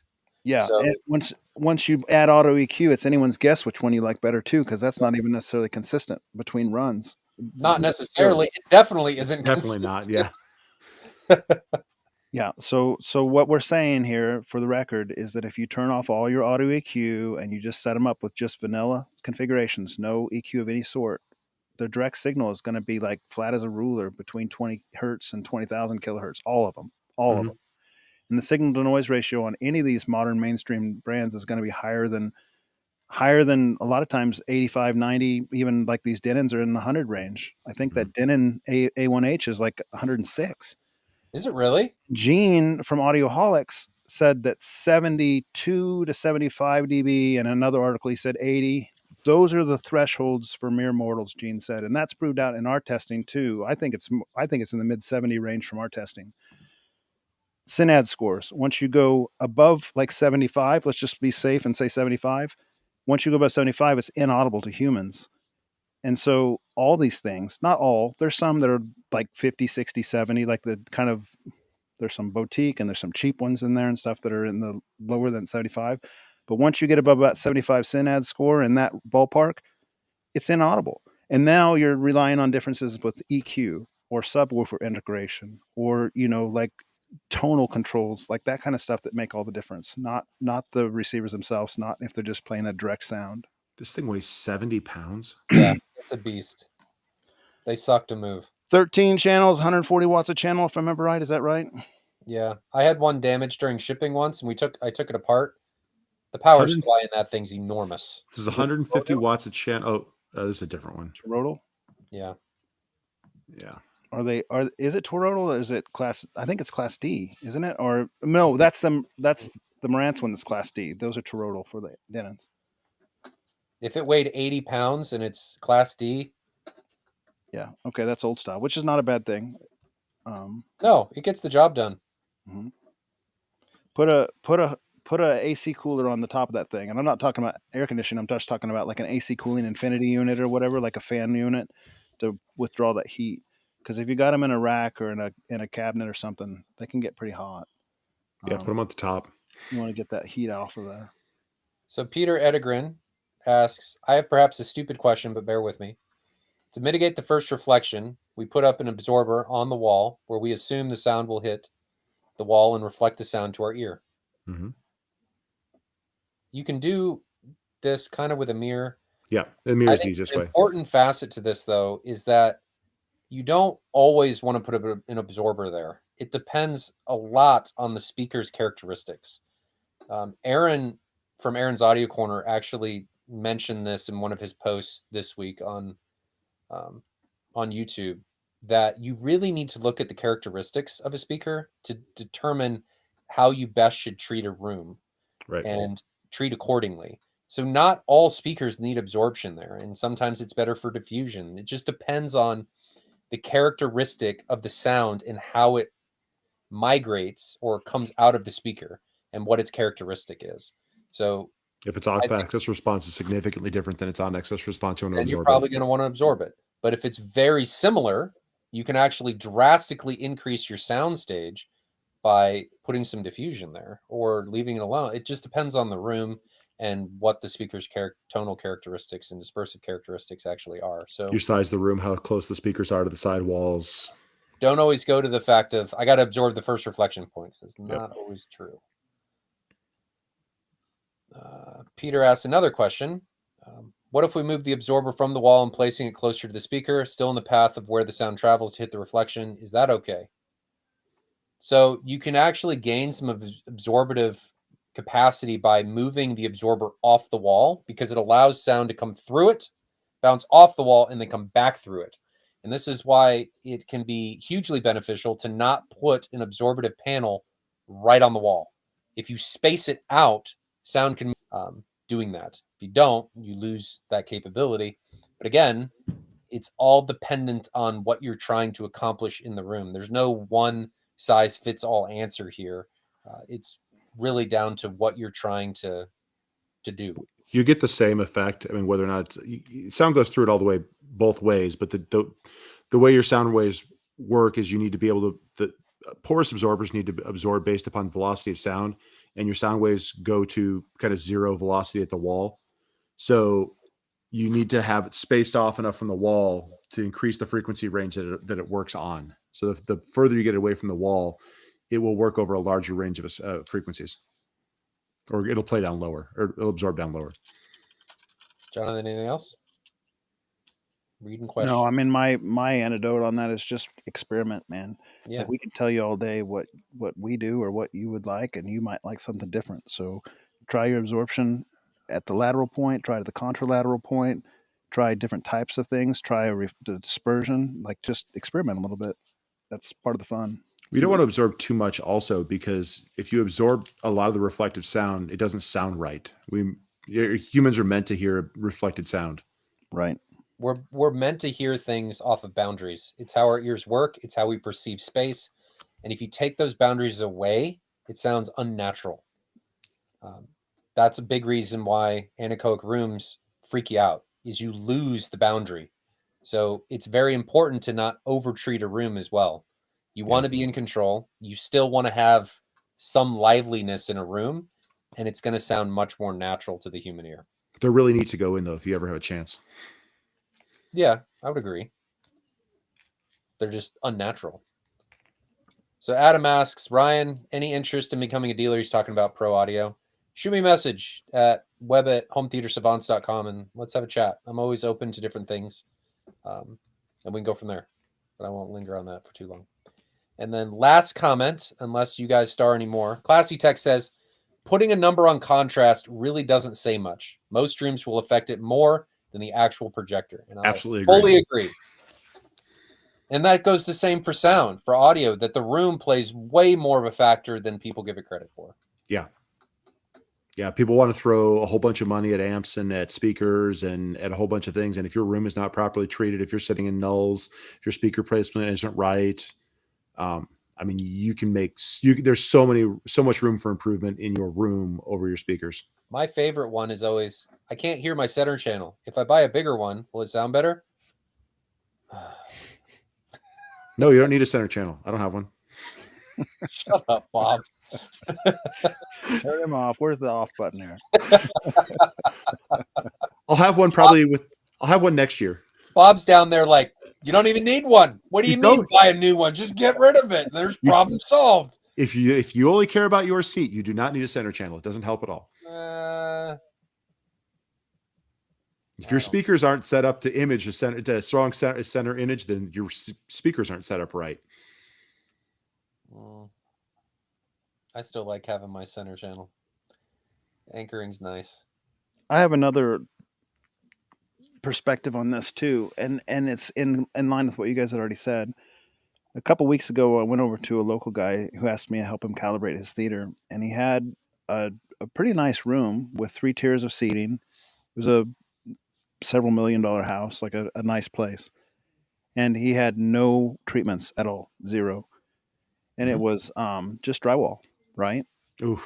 And in-wall speakers. And so initially when I was in there, I just like to get a perspective of where we were at. I set everything to 75. Well, I told him right away he needed the acoustic treatments, but I don't know if he'll do that or not. I set all the speakers to 75 dB test tones, like, to just calibrate it, and kind of sat down and listened to some stuff with him. And I had it in Dolby surround mode, which is what I always like, surround mode or Dolby Atmos mode. And the rear speakers, because it was so live in there, were just overpowering the front soundstage completely. I ended up turning those rear speakers down, just subjective to taste, 8 or 9 dB, all of them.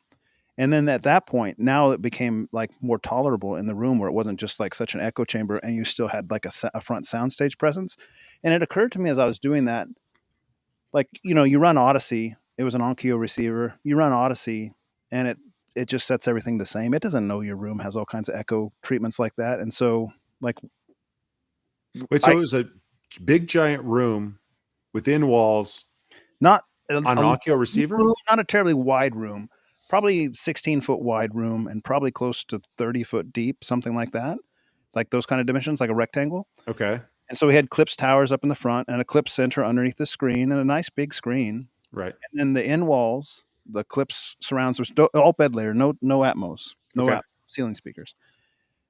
And so, I mean, just initially, even before we ran Odyssey, we just set them all to 75 dB, and it sounded really live in there, like just way too much. And then I ran Odyssey, and I double checked it, and still, like, everything's at 75 dB ish on all the speakers. It was just unlistenable, like it was not good. Yeah. And so I just kept saying, like, these like, he wanted to watch how this football game sounded. We had it Monday Night Football. We had with surround speakers going. It was inaudible. You couldn't even hear the announcer. It was just too much noise in there, just like a big reverb chamber. So I said, I'm going to go turn down your surround speakers. They're measuring what they should, but it's just too much in here. So we turned down the surround speakers a couple dB, and I just kept going in there. It ended up being like 8 or 9 dB. I had to lower those speakers before it sounded okay.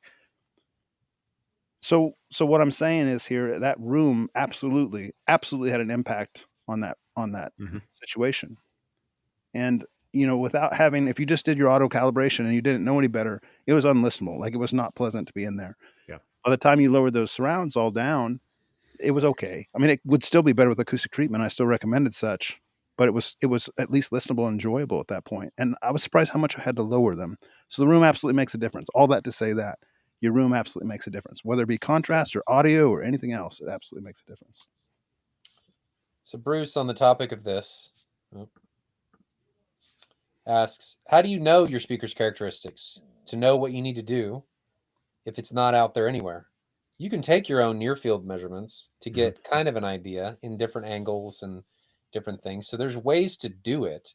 But this is a big reason why frequency response measurements are so important and why things like the Clipple are so important. And this is why I'm really trying to push the industry to provide this kind of data. Because if you don't have this kind of data, how can you make objective decisions? You can't, right? So you have to have the data to be able to effectively and objectively implement things. The pro side does this. Jonathan's JBLs come with this. The Ascendos come with this. You're able to use that data to figure out, okay, where does this need to go? And how is this going to interact in the room? Because realistically, you should get equipment that helps the room, not build the room for the equipment.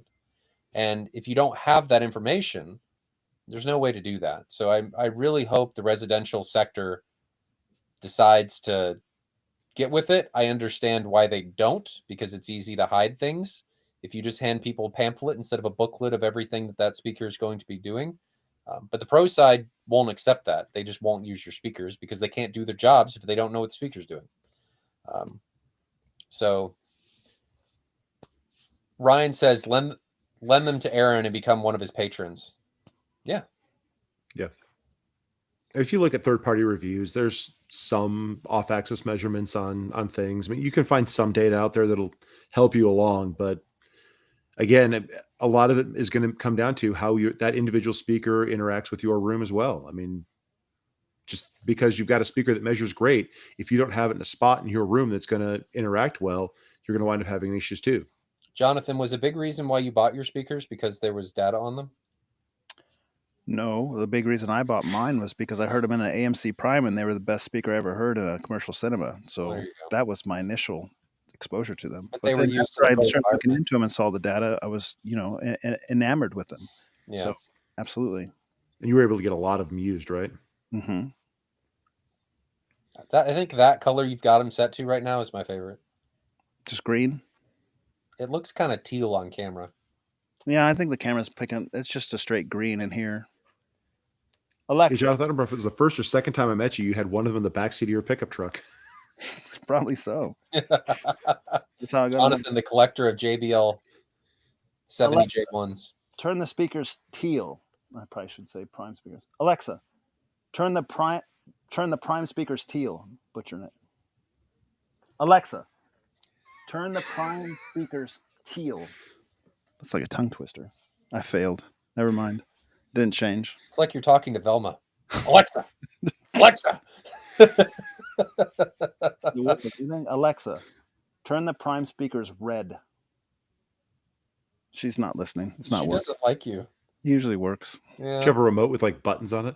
No, it's all. Well, I could do it through my phone. Is it an IR remote that just gets stuck and they perpetually change colors? That'd be awful. The Apple remote The express. Apple remote. Yeah. For anybody that doesn't know or wasn't here during that story, I just revisit it real quick before we go. Jonathan and I were doing a comparison between Turn off and storm. Dirac and the optimizer. Yeah. And there was one point where we were listening to something. I don't remember what it was. And Jonathan and I both like loud listening, right? So there was one point where the volume just kept going up and we both could control the volume. And we thought it was the other person increasing the volume. And it went all the way to max, like all the way up. And the fact that Jonathan's speakers could actually do it is a testament to them unto themselves. I'd never heard them that loud or even close. It was so obnoxious. And just went, why were you doing that? And he looked at me and goes, why were you doing that? And we realized that neither of us was doing it and the remote was doing it by itself. Oh, it was so loud. Oh, it was so loud. My eardrums felt like they were distorted, and I was just thinking, like, Ryan likes it loud. Really loud. And then Bob came over and it happened again. And then we went on I figured out that if I held the remote over here, it stopped doing it. And then Bob somehow figured out that it was IR. Well, after we rebuilt the whole network, twice or something? Because we thought it was an IP control thing. We're like unplugging everything, and what a mess! What a hilarious time that was. Still remember that. Well, I guess it wasn't that long ago, so I would hope I still remember. Maybe the volumes kicked it out of me. So I saw earlier somebody mentioned that the next show we should do an apartment build, which I think is an interesting one. Mm-hmm. Build for an apartment. Got some friends that have apartment builds. So I think that would be good. Somebody else mentioned living room. We kind of did that. I think most of us decided that 2-channel was probably best for a living room, or like 2.1 or 3.1 or something, and not doing surrounds because it just introduces things that may upset your partner. It just depends on your living room layout. Yeah, whether or not you have a Jeopardy question. Home theater decisions that may upset your partner. 500, Bob. I like that apartment build thing. And at first blush, when you were saying that, I was thinking, well, my recommendation is to move. But but in reality, I think there's some ways you could accomplish that. I'm just imagining you telling Megan, if you lived in an apartment, I can't live here. I can't have a home theater. We have to move. It's okay. I'd say the same I think that could be fun. Let's do that one for next week. Let's do that one. Okay. Are we establishing a budget? How about, I mean, if they're in an apartment, 10. they don't have 100,000. Let's say under 10. 10K. Someone will chime up and chat. I live in an apartment. I have $300,000 home theater. Sorry, I didn't mean to offend you. Sorry. We're always going to offend somebody. I mean, that's just the gist of it. So we'll do that next week. Next week. Movie. Let's watch a movie. What are we going to watch? Everything, Everywhere, All at Once. I quit. I won't be here next week. Let me look at my library and see. The 4K remaster Terminator hit, or it's on sale. The original Terminator? Yeah. That could be kind of fun. I don't know if I'd watch the 4K remaster, just the original one, if that'd be okay. I don't know if I have the remaster. I think I should have the regular one. I think it just came out. Oh, then I wouldn't have it. But maybe I'm wrong. I just picked up Oblivion. You guys have watched that one recently or not? I have not watched that recently. Is that the Tom Cruise one? Yes. Yeah. It's actually a good movie. I don't know if I've watched it in like a full setting. I've seen that's the one where he's in like that white suit. Yes. It's got really good sound and really good audio, video too. I have definitely not seen that in years. What do you think about that one? Oblivion? Yeah. Maybe. I'm not opposed to that. Maybe after we do Terminator. No. I'm just looking at other options. I'm making sure that we encompass everything here. What? Hey, Ryan Kramer says Wild Robot. I watched that one. Oh, that was phenomenal. That thing has a super high Rotten Tomatoes score. Oh, phenomenal. Bob, have you seen it? I am not allowed to watch that movie yet because my wife got the kids the books for Christmas, and she wants to read the books first before we watch the movie. It's Jonathan. What do you think? I liked it. The Mama. I've heard it's really, really good. So much It was that really I thought good. it was worthwhile on that alone. The visuals and the audio is spectacular. Like it's not an immersive audio amazing thing, but still, even watching it in the living room was still a fantastic experience. Like they did an amazing job on that movie. I'm really looking forward to watching that movie. That was really good. My kids were kind of unnerved by it because it's a little violent for it is dark. Like things are dying all over the place. And my daughter's school, my daughter's in kindergarten, they took a field trip to go see it. So in kindergarten, yeah, she loves it. That was a great movie. My kids were bringing it up, like, what? This is really dark. If you guys have not seen Wild Robot, even if you don't have kids, it is still a fantastic movie. Mm-hmm. I would encourage you to watch it. I'm fine with Oblivion. We can do Oblivion.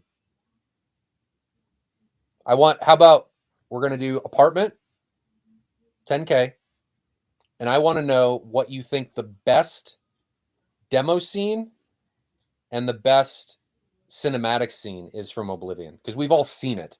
So I want to watch it first. Well, yeah, but I want to give us something, because that'll give us something else to talk about instead of our first initial thoughts, because we've all seen it anyway. We can talk about that too. And chat, I want the same thing from you. If you want to go along with us, watch Oblivion, find your best demo scene and the best cinematic scene of the movie. In your opinion, what was your favorite? If you want to play along with us on the 10K apartment build, I would be interested. I'm just going to do headphones. Alexa, turn the prime lights red. Yes. Hey! I don't know what was wrong earlier. We should all take bets on whether Alexa's going to listen to Jonathan. Hey, $5 in the pot. Is she going to listen? Okay. Anybody got anything else? No. Join me on Poe 2 if you're playing the early access. I'm going to go play that some. Okay. Bob? I think I'm all good. I'm in a better mood now. Nacho Libre. I haven't seen that in years either. God. Nacho. I have a special needs brother, and that was one of the movies that he would watch on repeat. Oh no, that's one of my wife's favorite movie. What does that mean about my wife? I did not say that. It is your wife. Your wife watches the stream, Jonathan. She'll probably thump me when I go upstairs. I'm just imagining she's standing at the top of the stairs. You go up, forget to turn the stream off, and I just hear a fumbling as Jonathan is pushes me back down the stairs. She's quoting it at the dinner table tonight. I kid you not. She's always quoting that movie. It's a funny movie. I like it too. Oh, it's a funny movie. It's just I've seen it so many times. One of his other favorite ones, and then we can get off, was Fiddler on the Roof. I like that one. I like it too. Who doesn't like Fiddler on the Roof? That's good. We watched that in the last year with my kids, and they all liked it too. I didn't know if it would hold up well enough because it's really dated, but it's so good. It's so good. It's a wholesome movie. I liked it too. All right, yeah. So Oblivion, Apartment. I'm done. I'm gonna stop talking. Okay. Okay. All good. All right. So guys, thanks for joining us on the AV Experience. Appreciate you as always. Everybody that's dropped the super chat, always appreciated, never required. And until next Friday, where we're going to talk about this stuff of Apartment, Under 10K, and Oblivion. Have a good week. Enjoy your holiday if you are off or doing something special. And maybe we will make a new friend as Mr. Fry, if he decides to come back from Florida, comes through Kansas. That'll be fun. And also, Scott Newby said that if you're going through Chicago, you should reach out to him. That's the 156 dB Capable Bass Theater. You should check that out as well for fun. Better be careful. You got to give yourself time to decompress after going through there. Bring Nothing double will sound the earplugs. same if you go there first. Yeah. Okay. Well, thanks for joining us, ladies and gentlemen. Until next time.